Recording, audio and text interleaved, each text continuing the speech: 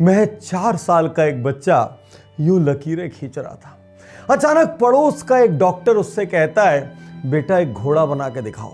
और वो बच्चा जब घोड़ा बनाता है उस दिन उस बच्चे को समझ आता है कि मेरे अंदर आर्ट है। बेहद गरीब परिवार, 5 बच्चों में से एक था वो। गरीबी इतनी थी कि महज 7 साल की उम्र में उसको ड्राइंग बेचनी पड़ी थी अपने घर को सपोर्ट करने के लिए। महज 7 साल की उम्र में सुबह 4 बजे उठकर वो बच्चा पेपर बांटने जाता था, स्कूल से वापस लौटता था, फिर पेपर बांटने जाता था। इतना थक जाता था कि स्कूल में नींद लग जाती थी और ये काम वो 12 साल की उम्र तक करता रहा। क्यों? परिवार को सहारा देने के लिए। शायद हर कहानी तकलीफ से शुरू होती है। हम सबको कार्टून दिखाने वाला, दुनिया को कार्टून सिखाने वाला, दुनिया के सबसे बड़े अम्यूजमेंट पार्क की चेन का मालिक, music, videos, Marvel, national geographic, ESPN, सब कुछ जिसके बैनर तले आता है। मैं बात कर रहा हूं वॉल्ट डिज्नी की, दुनिया में कार्टून और एनिमेशन के मसीहा की। मैं बात कर रहा हूं उस शख्स की जिसने अपनी जिंदगी में हर पल लगातार असफलताएं झेली और यूं लिया असफलताओं को मानो वो एक मजाक हो, मानो एक पड़ाव हो। दोस्तों, वॉल्ट डिज्नी ने रचना की दुनिया की सबसे महानतम कंपनियों में से एक, जिसका आज मार्केट वैल्यूएशन $269 बिलियन है। जब वॉल्ट डिज्नी 16 साल के थे, एक दिन उन्होंने तय किया मैं आर्मी में जाऊंगा, लेकिन उनको पता चला अभी आर्मी के लिए वो 1 साल छोटे हैं। कायदे से तो निराश हो जाना चाहिए था, नहीं, अपने बर्थ सर्टिफिकेट को उन्होंने फोर्ज किया। फोर्ज करके आर्मी ना सही रेड क्रॉस में एडमिशन ले लिया। अब रेड क्रॉस में एडमिशन लेके चुपचाप एम्बुलेंस चला सकते थे जिंदगी भर? नहीं, अंदर का आर्टिस्ट जिंदा था। एम्बुलेंस पे अपना आर्ट वर्क किया, एम्बुलेंस पे कार्टून्स बनाए, इतना काम किया कि आर्मी के न्यूज़पेपर्स में इनको जगह मिली। अब क्या कहेंगे, एक तरफ असफलता है, एक कंपनी में जॉब भी मिल गया, उनके ब्रदर रॉय ने दिलवा दिया। वहां क्या हुआ जानते हैं? अरे दुनिया के सबसे बड़े इमेजिनेटर को यह कहा गया यू लैक इमेजिनेशन, और जॉब से निकाल दिया गया। सोचिए, इतनी कच्ची उम्र में कोई आपको कहे तुम्हारे अंदर टैलेंट नहीं है, आप जिस चीज में स्पेशलिस्ट बनना चाहते हैं बोले तुम्हारे अंदर हुनर नहीं है, खत्म हो जाएंगे लोग। दोस्तों, आज जिस वॉल्ट डिज्नी कंपनी को हम देखते हैं उसकी शुरुआत कैसे हुई? उन्होंने अपने भाई रॉय के साथ मिलकर लॉस एंजलिस में एक गैराज किराए पर लिया, और गैराज किराए पर लेने में पूरी सेविंग्स लग गई। अब न तो स्टाफ थे न इंफ्रास्ट्रक्चर था।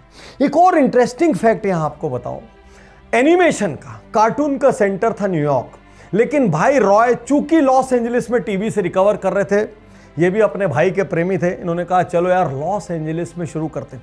लॉस एंजलिस मार्केट नहीं था, फिर भी लॉस एंजलिस में शुरू करने का निर्णय ले लिया।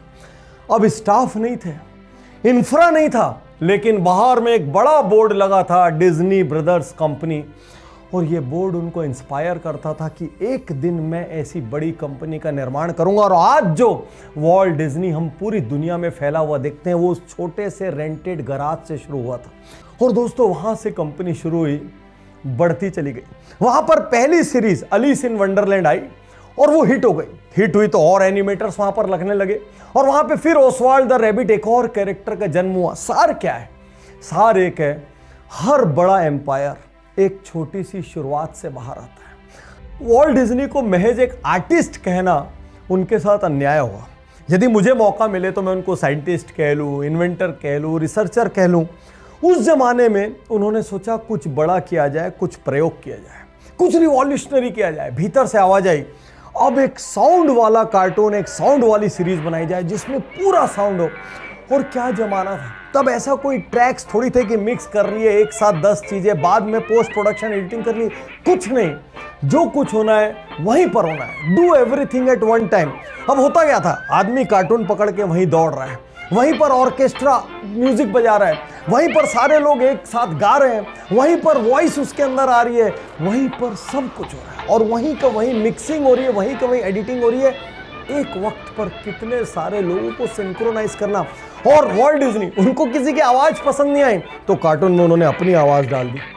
दोस्तों, जब ये कार्टून हिट हुआ, पहले लोग उनको पागल कह रहे थे, और सबको ऐसे लोगों को पागल कहा जाता है भाई जो भी समय से आगे होता है, जो भी अपने काल से आगे की सोचता है, उसके पीछे लोग पड़ जाते हैं, उसको पागल कहते हैं, जुनूनी कहते हैं, सनकी कहते हैं, डेट लिख देते हैं तो असफल हो जाएगा। और उसके बाद जब वो पहला साउंड युक्त कार्टून, फुल साउंड युक्त कार्टून जब थिएटर को हिट करता है तो पूरी दुनिया में उसकी चर्चा हो जाती है। एक दिन उन्होंने तय किया, अब शॉर्ट एनिमेशन फिल्में बहुत हुई, अब एक फुल फ्लेज मूवी बनानी है जो थिएटर्स में चलेगी, पूरी मूवी की तरह चलेगी।